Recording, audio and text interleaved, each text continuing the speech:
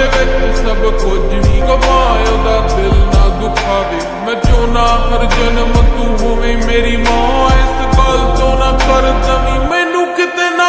ਮੈਨੂੰ ਪਤਾ ਮੈਂ ਵੀ ਤੈਨੂੰ ਬੜਾ ਤੰਗ ਕਰਦਾ ਪਰ ਛੱਡ ਕੋਈ ਨਾ ਚੱਲ ਪੁੱਤ ਤੇਰਾ ਹਾਂ ਮੈਨੂੰ ਲੱਗਦਾ ਆ ਚੰਗਾ ਜਦੋਂ ਕੱਢਦੀਆਂ ਗਾਲਾਂ ਕਿਉਂਕਿ ਮਾਂ ਦੀਆਂ ਗਾਲਾਂ ਹੁਣ ਕਿਉਂ ਦੀਆਂ ਨਾਲਾਂ ਬਚਪਨ ਤੋਂ ਤੂੰ ਲੈ ਕੇ ਮੈਨੂੰ ਲਾੜ ਹੀ ਲੜਾਇਆ